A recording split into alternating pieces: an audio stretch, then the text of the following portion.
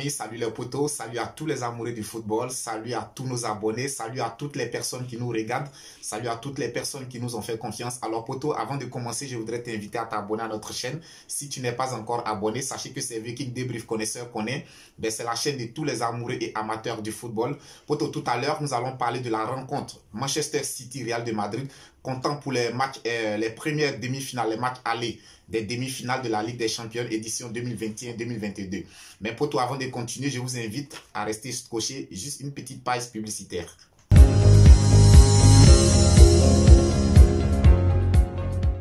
Alors, poto, premier match aller des demi-finales de la Ligue des Champions édition 2022, Manchester City, Real de Madrid, c'était l'affiche de ce soir. Et sachez que les Citizens se sont imposés sur le score de 4-3. Alors, les potos, on a assisté vraiment à un match de haut niveau.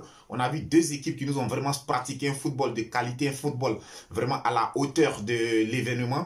Je dirais que nous avons assisté également à un duel des entraîneurs. Alors, sachez que les deux entraîneurs ont évolué en 4-4-3.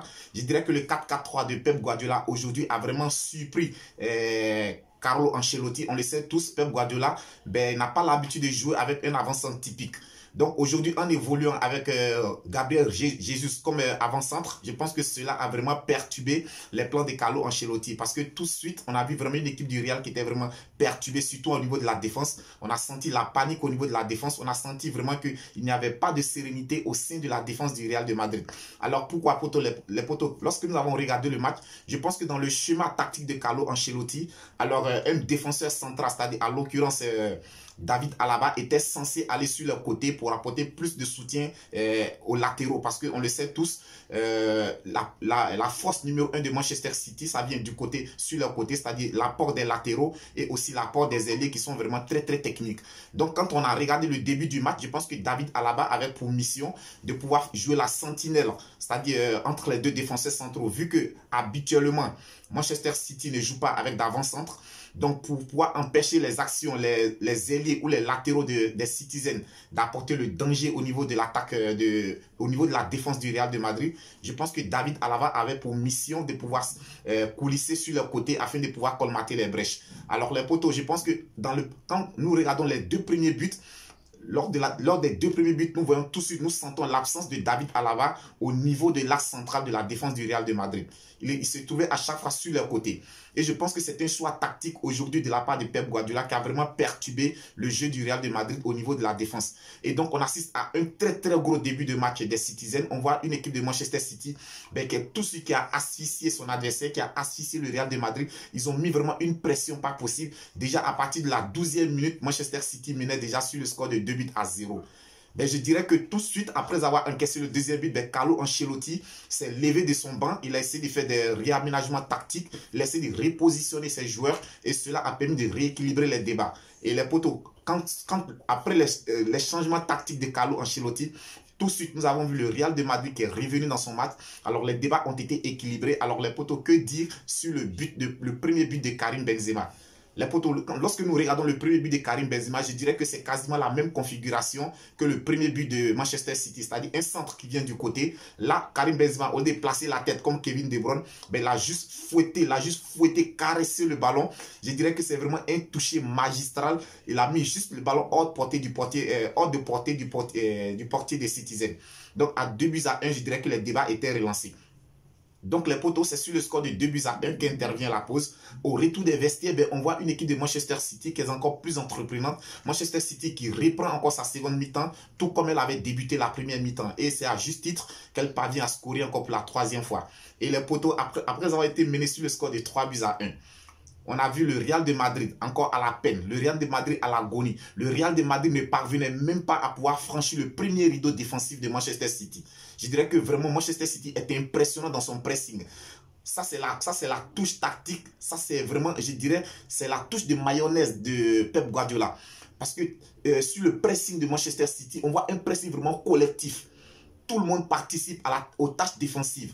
Et le Real de Madrid avait du mal à pouvoir franchir ne serait-ce que le premier rideau défensif de Manchester City qui était composé de son attaque. Kevin De Bruyne, Riyad Mahrez, Bernardo Silva et autres. En tout cas, la défense du Real de Madrid avait vraiment tous les problèmes, était à la peine. Et je pense que c'est dans ce pressing-là que l'équipe de Manchester City s'est fait surprendre. Alors, que dit sur le but de Vinicius?